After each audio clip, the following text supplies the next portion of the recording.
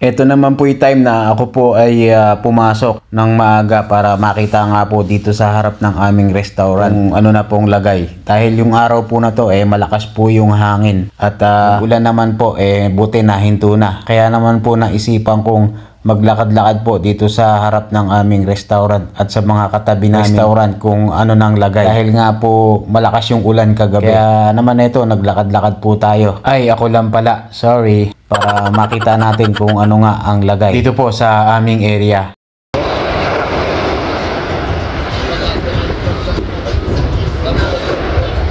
Morning. Sa mga restaurant dito, wala talagang tao.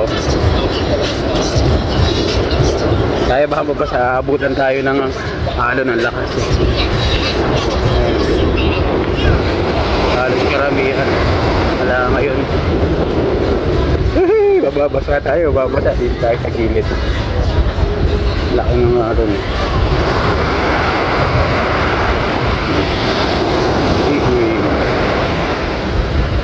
Matumal ngayon, matumal. Laki ng alon.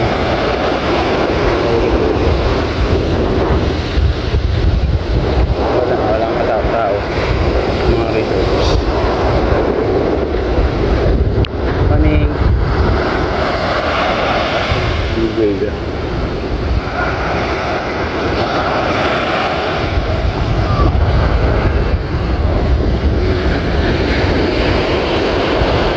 Paradise at White Bay.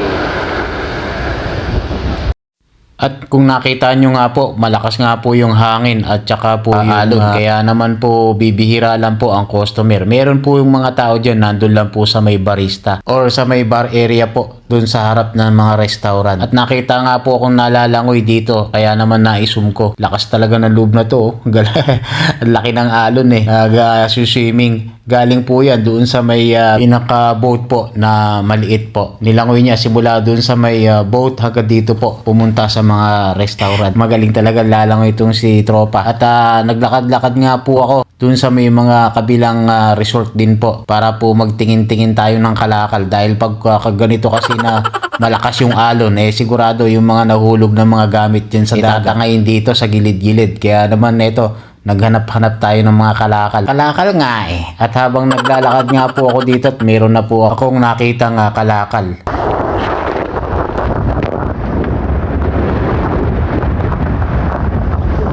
Nakita tayong balangkot sa akin to. Yan ang sinasabi ko rito.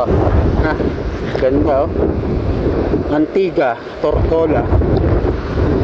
Kaya tayo naglibot-libot Ayos. At hindi nga po sa kalayuan ng balanggot, may naispatan na rin po ako ditong bola na ginagamit nila na panglaro sa mga beach. Hindi rin po sa kalayuan yan, ito naispatan ko rin po yung salamin. Kaya lang wala yung isang kapitan niya sa kabilang tenga, kaganda pa naman sana Pero kinuha na rin natin, tsaka itong gamot yata na pangbata. At pagkatapos nga po niyan, aakyat na po ako dito sa may pinaka rock formation po, dito sa pinaka tambayan po nila. Kaya lang may nakita po akong magjowa na nagde-date po yata, na istorbo ko pa sila. Kaya naman po ito at naglakad-lakad po ako dito po sa may taas po ng White Sand Beach para po makita natin yung view. At kakabila nga po ako dun sa may kabila dito sa Rocks Formation. Maganda rin po ang view dito sa may kabila na tong resorts At dito pa nga lang po sa taas ay kitang-kita na po ang malalaking alon ng dagat at napakaganda nga po ng view. Kaya naman po bumaba po ako dito at kakabila pa nga po sana tayo dun sa may mga bato-bato po na yan. Kaya lang hindi na ako natuloy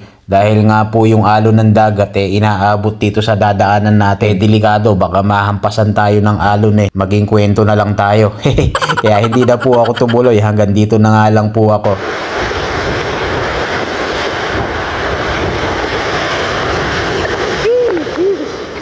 Papabasa na tayo dyan.